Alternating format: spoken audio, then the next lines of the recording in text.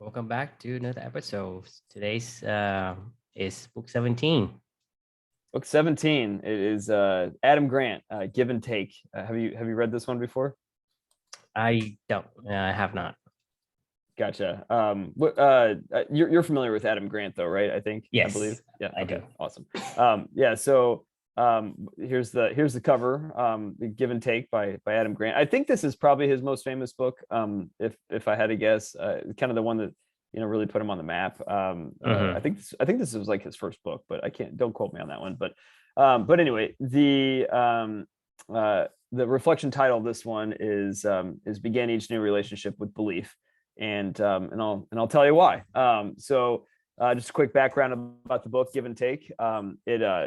It's a Adam Grant is a organizational psychologist. So the way that he puts it is he studies ways to make work not suck. He just really looks at like how people interact with each other in a work environment and how they can better it, and Hmm. et cetera, et cetera. So he's a professor at the Wharton School of Business, I believe, at University of Pennsylvania, and he's become pretty much a world-renowned expert these days on workplace psychology and different ways to improve the workplace just in general overall. So this book in particular was a book that he wrote. It's called Give and Take, and it talks about the three different types of ways that we interact with each other, and in the three different ways are being either a giver, a taker, or a matcher. So givers, as it probably self-explanatory, they are giving by default. They don't expect anything in return. They just like help each other out. Like, for instance, us doing this today and doing this podcast, reading these books, writing these reflections, sharing it with the world. We're giving to the world. We don't expect anything back from it. We don't care if Hmm. if this becomes a success or not. We don't. That's not the intention of it. We're honestly just trying to do this for ourselves and live our values. But at the same time, by default, we want to give to the world. So this would be one of those kind of giving activities. Takers are, as self-explanatory. They are the leeches of the world, right? If there's an opportunity to exploit something, they will definitely exploit it. And one of the examples he gives is the old CEO at Enron, Kenneth Lay. Was it Kenneth Hmm. Lay? Was that Can his? lay, Was yeah, that? yeah. Yeah, Ken Lay. And how he would never do anything for anybody unless there was something in it for him, and that was the culture that they created at Enron. Hmm. And obviously we all know the story of Enron, right? And then the third one is matchers. So kind of like a quid pro quo personality. If you give something to me, I'd be happy to give something back to you. Or I expect something if I give something to you to get something in return someday, like to Hmm. balance out the equation. Hmm. So those are the three types of personalities and how people interact with each other per Adam Grant. And this book was to explain why giving is the best way. And it was a really, really fun book. So I had already been a fan, like I said, of Adam Grant. I listened to his Work Life podcast, and it was something I've always really enjoyed. But this was my first real book that I ventured into with him, and I was really glad I did. It was a really good story. One of the things, the stories of this book that stood out to me the most, that I remember the most from it, was this story of a professor of accounting at the University of North Carolina. And Hmm. for some weird reason, this professor always had like the students with the highest grades across the entire state when they went and did the CPA certification test or whatever they Hmm. do. Hmm. And people just didn't understand it. They were like, why does this guy always constantly have the best students ever, kind of thing, it seems like, and have the people that produce the best scores. So they Adam explored this professor with some of his students and talked to the professor himself. And actually, it was really funny, his explanation. He was like, it's actually pretty simple. He was like, no matter what your walk of life is that you came from, no matter what your background is, no matter what your grades were before you walk into the room and start my course, I 100% have unshakable belief that you can do this and be a great accountant. So every single person he interacts with, he takes that enthusiasm and that energy and that spirit Hmm. of, I know you can do this. I believe in you. Like, let's find a way to make you better. So there's and then there's people that wildly over succeed you know, every single year with coming from really diverse backgrounds. And it's all because, you know, it's seemingly this professor is willing to give confidence and give belief in these people that they can do it, you know. And when you have that, when you have somebody that's willing to bestow that faith into you, you know, you feel like you owe it to them. There's so many studies. I know you and I've talked about this many times before in the past of, you know, when you believe in somebody. I think there was like a famous study of teachers where they told their class that one of their students' classes was like the special class, the other one was like the challenge class or whatever it was, and really the students were the exact same in the same mixture in both classes. Well, the students with the class that was told that they were special, you know, the teachers went into it going, well, these kids are special, so if they make a mistake, then I got to help them through it, and I got to, you know, I believe in them, they're supposed to be good, you know. And then the ones that were the quote unquote, you know, not special students, you know, when they made mistakes, the teacher's like, well, they're just the dumb kids anyway, you know, and they, you know, give up hope on them, right? So that whole entire concept of just believing in people, you know, really spoke to me, and it actually reminded me of a story of my own sales team that I used to manage back when I was at Angie's List. And I got promoted from an account executive role into a leadership role. So which is always awkward, right? You know, you're in the trenches with these same people, and then all of a sudden, you know, one day you're their manager now or something along those lines. Well, I inherited a team full of basically the other managers in the department did a draft lottery of like, I don't care, you know, who we get, like, who do you want to get rid of off your team? Who do you want to keep? You know what I mean? It was almost like an auction, you know, draft lot. I didn't get to pick my team, right? Well, the other managers in the department, they, you know, send their people that they didn't really want to have on their team anymore, that they had lost faith in for the most part. And you know, that was how I started my team. That was the new team that I acquired. I remember from the first day, and this is just something that I just do naturally, and this is something that I've always done. But now that after I read these kind of stories and reinforce it, I kind of can see what I've done, you know. And from day one, I mean, I literally told all these people, like, I know what other people think of your, you know, your past performance and your past history in this part. We're starting from scratch, and I believe in you. And we sat down, we had one-on-ones, and we talked about what your strengths are and how we can exploit that, and how we're, you know, tons of enthusiasm. And I'm going to be here to coach you. I'm going to, you know, I believe in you. And before you knew it, you know, we were one of the best teams in the department. All these like ragtag, you know, kind of, you know, bad news bears team or whatever that I had quote unquote inherited, all of a sudden was becoming, you know, one of the top teams in the department. And you know, other managers were like, how is this even possible? And for me, as I look back on it, I think it was just because I believed in them, you know, and it was earnest, you know, I really did. And they lived up to that. So, so my final thought with this is, you know, that should be the default that we go through into every interaction and every single person. Even if you get burned a few times, you know, you're going to get burned a few times, but I think you should begin every single relationship with belief. And if you do, you know, you're going to be surprised by what people end up producing for you. So yeah, I know it's a little long-winded there, but love to get your thoughts on the reflection. And then the question, you know, what's your default mode of, I think I know what it is, but I mean, you know, so I haven't read the book, so I'm not sure how the reflections is relates to the book itself. But you know, I do tend to think that as far as the book, giver, taker, and matcher, I think we all play all those roles at some capacity, and the ratio changes depending on our stages in life. You know, I guess when I was younger, because I don't know a lot, so I'm more of a taker. Sure. Learning from other people. Matcher maybe in some aspects, is because I think that's human nature.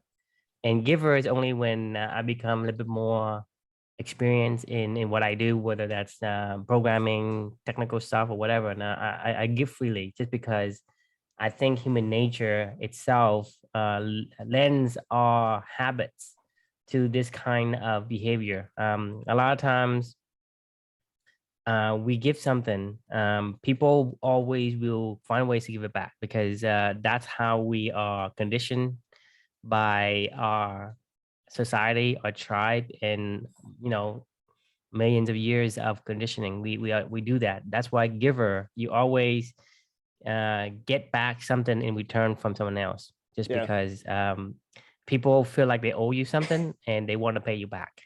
And so I believe that, from the title itself, it's better to be a giver, because giver, you can choose um, how many you want back.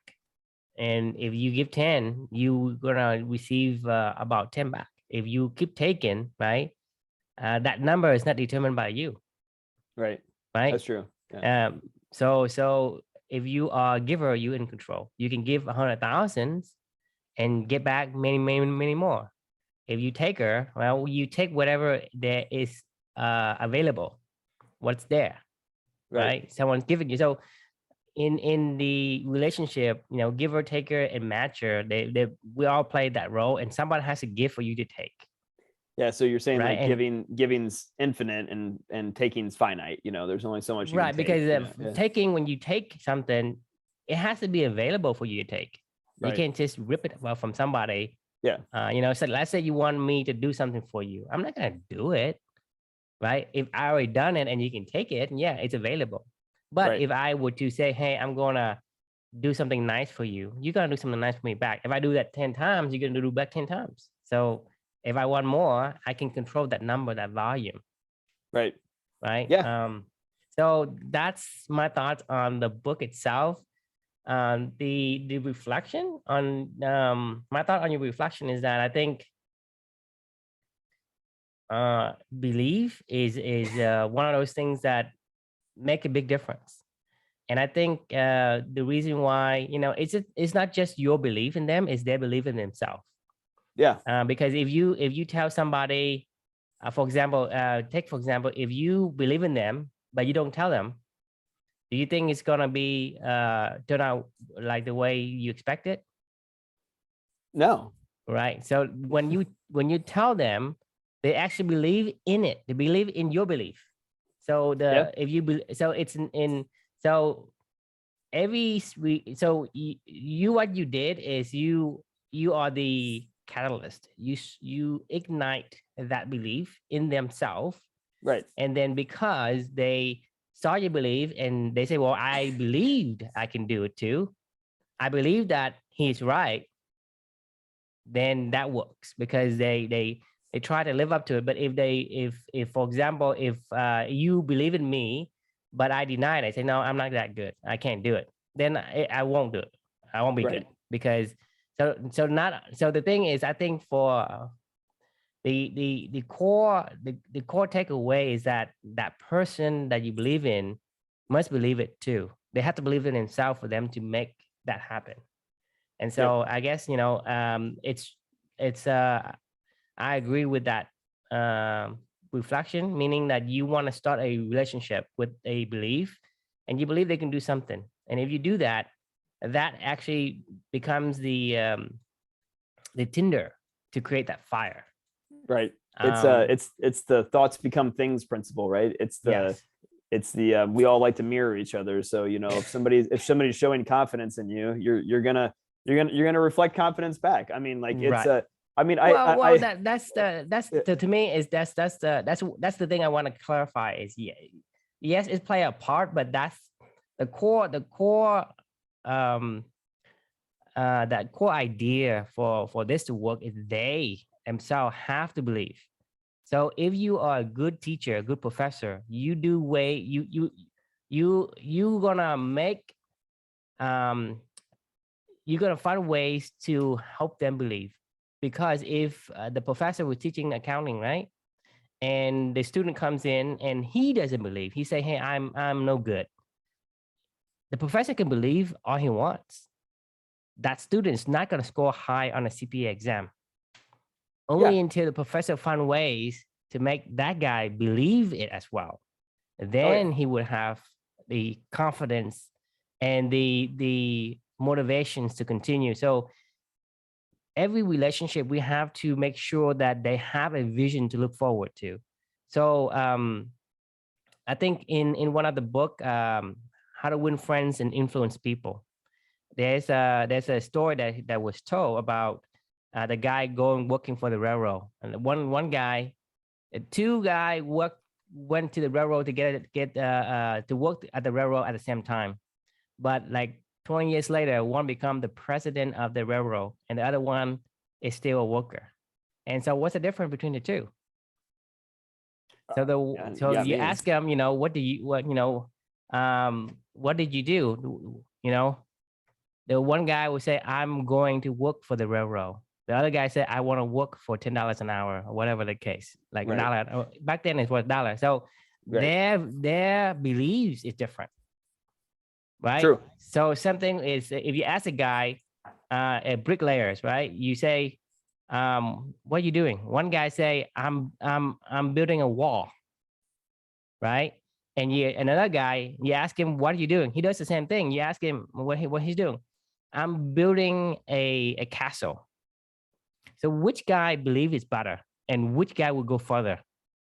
I mean, 100%. Thoughts become things, like I said. Exactly. So the guy who has the belief of I want to build a castle, there's much more to it. He's going to say, well, because a castle, what I need for the castle need to be strong, it needs to be quality, it needs to be sturdy. So he put a lot of effort into building that brick, laying that brick. Right.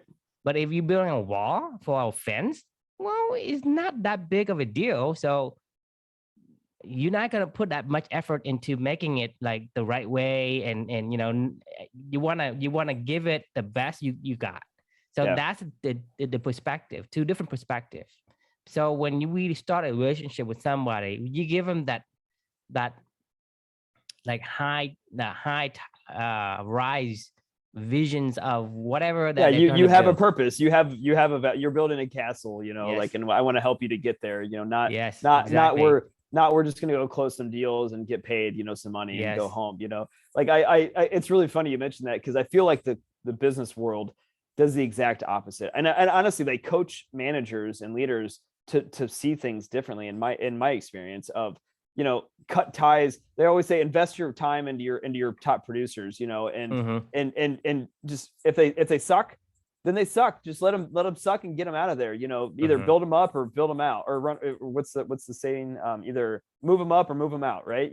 Like, and you're like why? Like, I mean, why do I need to look at the guy at the end of my bench and go, you suck, I'm done with you, like, why not invest the time into them to see if they could be great? I saw this all over I see this every single day. Hell, even my own boss now, we were just trying to close up a key deal a couple of weeks ago, at the end of our fiscal year. And she told me, as we were going into some very serious negotiations with this company on a pretty large deal, we just kept offering concession after concession after concession. And I was like, stop doing this. Like, I mean, as a team, we were offering that back to these people, and they were just, dictating to us the terms of the play. But I was like, I was like, why are we just turning to this immediately? Like, I mean, there's other ways that we could go about this. And she shared with me, she goes, in full transparency, I had this forecasted for kind of where we're at right now, all along. Like, I didn't ever think it was going to be,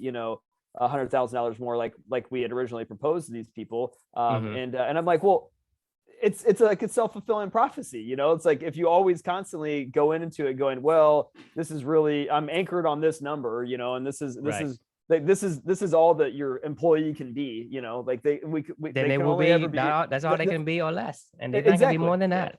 Right. And we don't give our attention. We don't give them time. We don't give them our belief. We don't give them our knowledge. Give them something to believe in.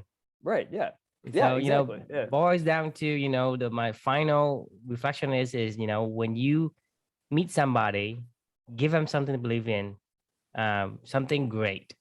When they, like my computer background said, do what is great. Right. Yeah. And so you give them something to believe in. And if you do that, they might make it. Exactly. Right? So let's give them something to believe in with Clubany, and we're gonna build the most amazing tribe of purpose-driven human beings in this beautiful work and life ecosystem where you can be yourself, but at the same time still achieve the goals you want to achieve in your personal life, but at the same time not be around a community of other people that are also purpose-driven, like-minded people that you can help collaborate and grow meaningful relationships with as well, and feel safety and secure Mhm. and make it a best of both worlds. Instead of having to be a freelancer or working at a company, you can do both, and we're gonna give the belief that we can do this. You know, I don't know Yes. how, but we're gonna do it. We're gonna find a way, and we'll and it'll be great. So Yes. yeah, join the ride whenever you're ready. So I think that that should wrap it up for today.